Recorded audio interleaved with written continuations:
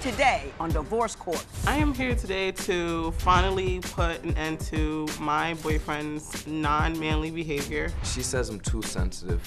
I do feel like when the situation gets tough, I'm not sure if he would be able to take control. All I want is her heart. I want her emotions. I don't want just to have, intercourse. He can be sweet and loving, but then if something doesn't go his way, he could just be rude and disrespectful.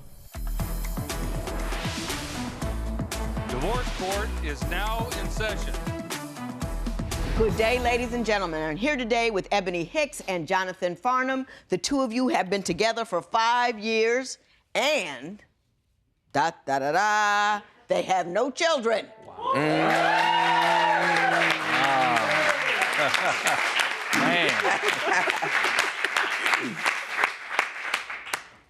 You are, however, having some troubles. Yes. So you are here today. You're trying to stay together.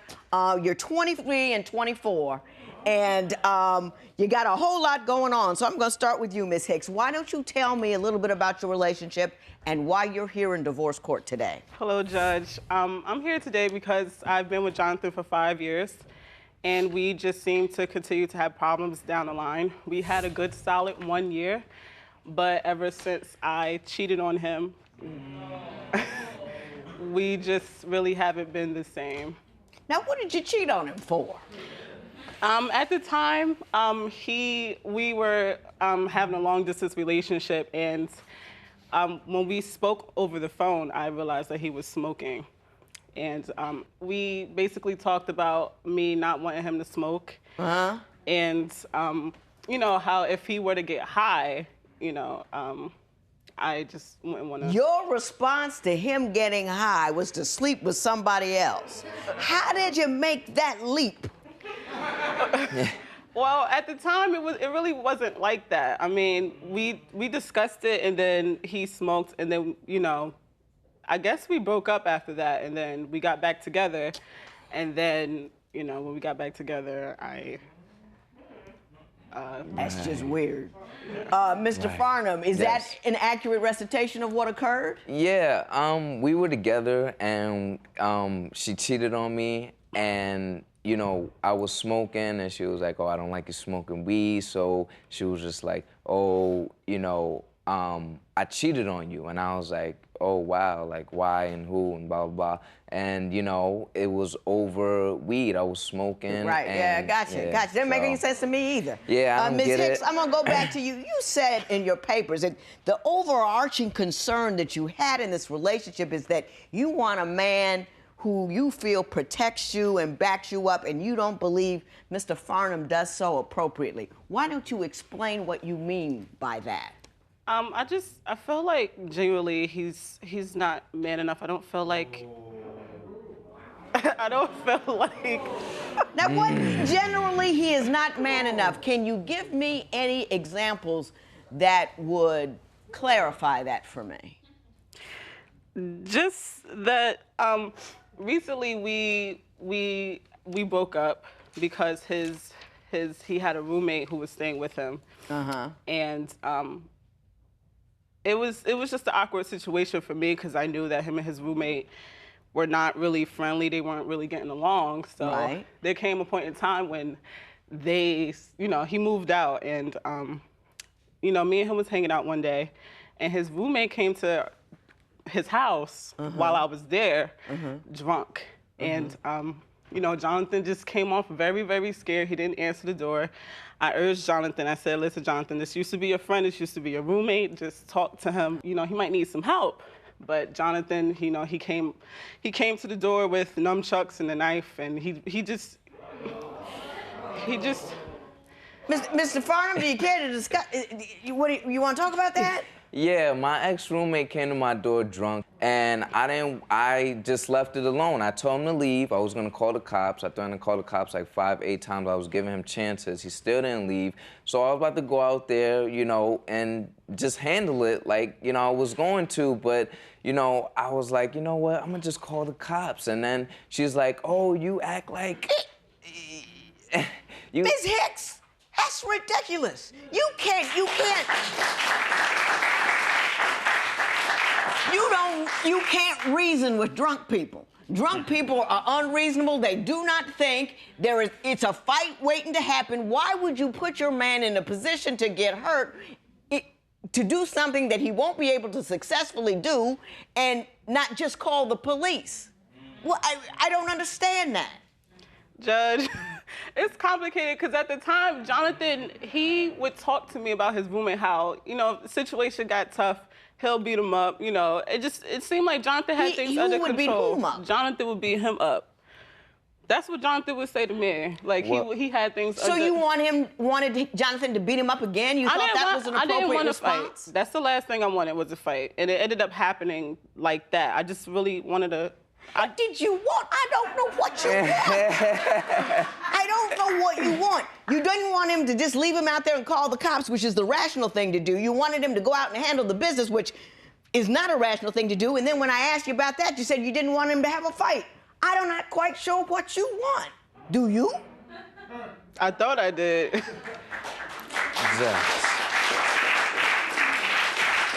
Now, I want to move on to the next complaint that you have, which is you basically think Mr. Farnham's a crybaby. So we're going to talk about that now. I came back, and this guy is in his boxers, sitting at the edge of the bed, smoking a cigarette. And she's in, like, this little cloak thing that you cover up like a one piece.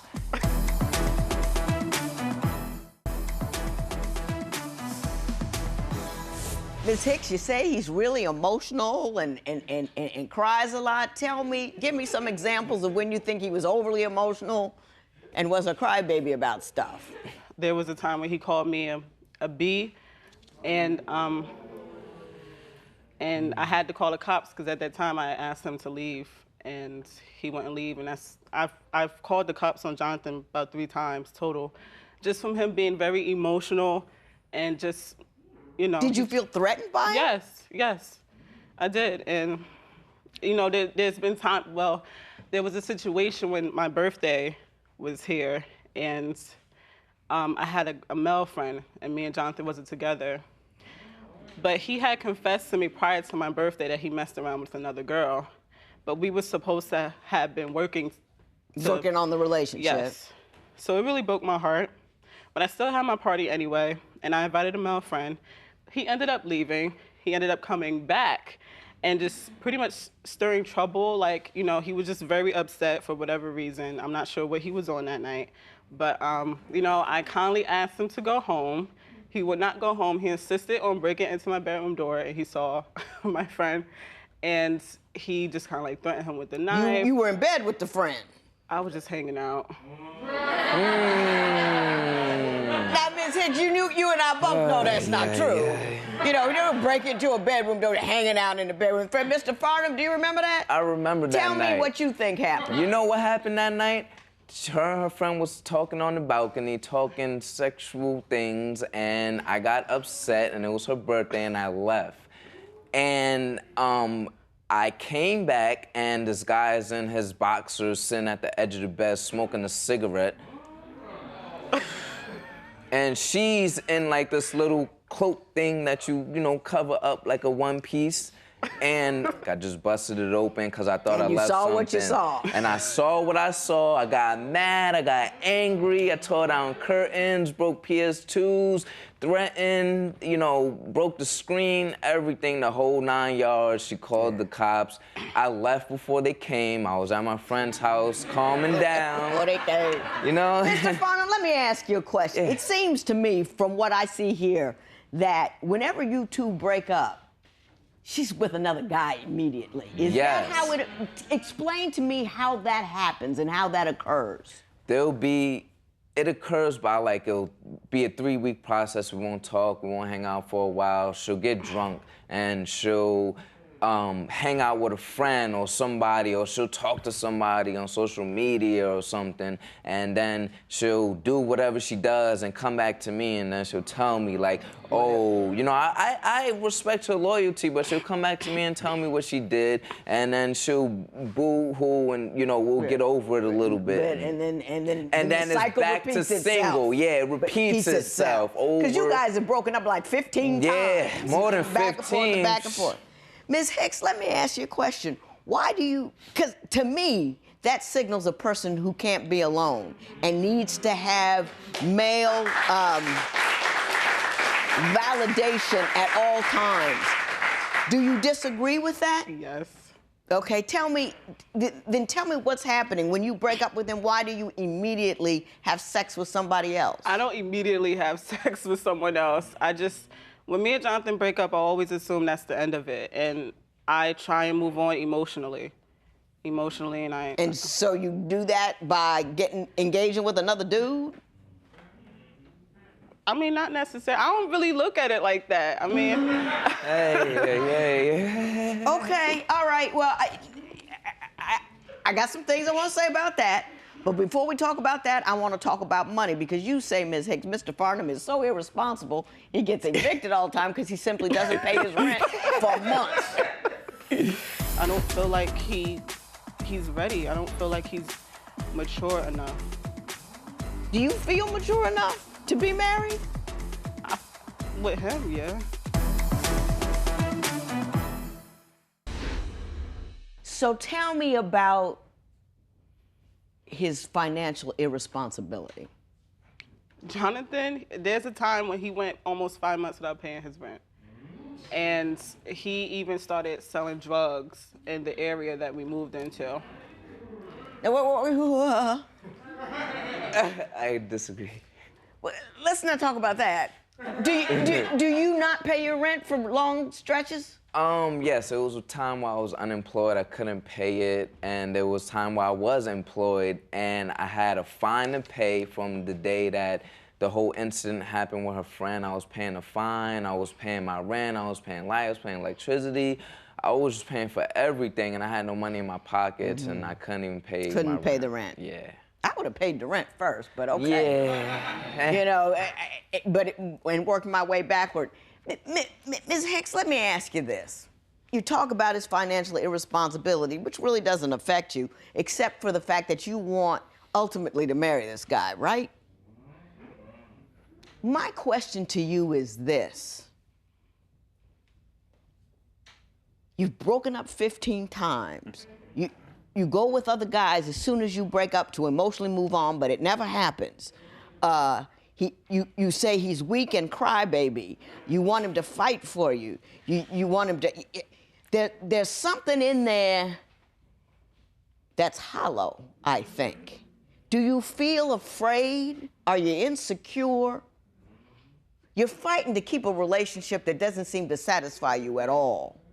And what I want to know is, and you seem very upset when I raise the conflicting, you say one thing and it doesn't make sense, and you seem very upset about it. What's going on with you? I just want him to show me that we can live a happy life together, that we can be adults and take care of our responsibilities. I don't feel like he's ready. I don't feel like he's mature enough. Do you feel mature enough to be married? With him, yeah. Mr. Farnham, what are your thoughts on what I just said? Do you see a weakness and a sadness in her? Yes. Do you think she's insecure? Talk to me about what you think. I don't think that she's insecure. I just think that she just she nitpicks a lot about little things. She'll be picky about it. She has to get to the bottom of it. She just has to get to the bottom of things. There's like emotional problem because she's not emotionally there for me. She says it, and she's not emotionally there for me. What do you mean by that? they'll be able to, she's not emotionally there as far as like I'll cry or something that happened, and she'll say like one time, I can't sympathize for why you're crying, or I don't know why you're crying. And I told her like, why am I crying? And she was like, I don't know why you're crying. It's not that serious. But to me, it's serious. And, you know, I just want to handle it, but I don't know, Judge. Okay. Yeah, I read your compatibility test, and I think I might have found a little bit of what the problem is. And I hope you can hear me, Ms. Hicks, because I'm looking at the problem.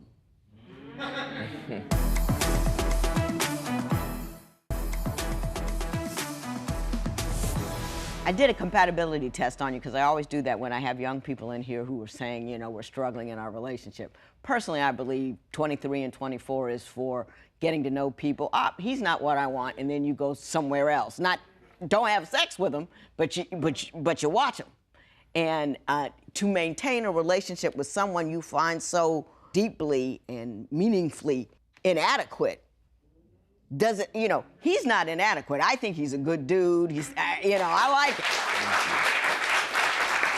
I'm not dating him, but he hasn't shown up the weak individual I thought I would meet based upon your assessment. But in your compatibility test, I always ask you to list 5 things you don't like about yourself and 5 things you don't like about your partner. You listed 8 for both. You listed for him lying, substance abuse, selfish, controlling, no self-control, people pleaser, workaholic, no work ethic, very emotional, not goal-oriented, not driven, crumbles under pressure. And for you, you said judgmental, critical, not emotionally understanding, antisocial, too nice. My past influences my decisions. I flirt a lot sometimes. I might expect too much. I procrastinate. I think you are just dissatisfied. You know what I mean? And you don't know what it is you're dissatisfied about, so you pick the nearest person and say, I'm dissatisfied with you. I think that you don't have enough, whatever it is that makes a person personally at peace. Because you're trying to fill a need, you don't know what it is. You think it's him, but you're not satisfied with what he brings to the table. But you can't get up from the table because you don't know where to go.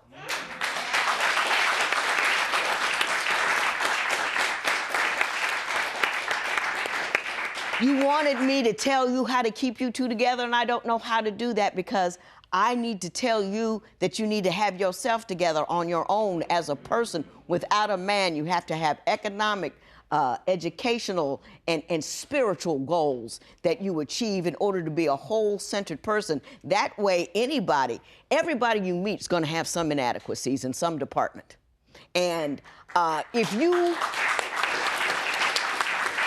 are not fully centered and whole, you're going to fall into whatever inadequacies they have and pick it apart and blow it apart because you're not fully centered and whole. So he'll never satisfy you. Nobody will ever satisfy you until you learn to satisfy yourself. I'm going to have you see someone to get you started on that journey, but that's a road you really do need to travel. Mr. Farnham, I wish you the best. You're a good dude. Thank you. You know, but don't go you know, in a hamster wheel if it's not going to get you anywhere. You have the right to make a decision to step off of it and go do what you need to do. Okay. That being said, this matter is adjourned. Thank you.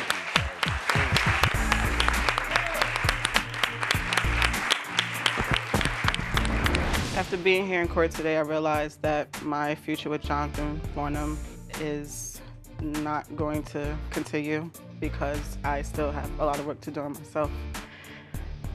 The judge says that she has a lot of work to do on herself. I would love to be there for her while she's going through it and just be able to help her, you know, with whatever problem she has.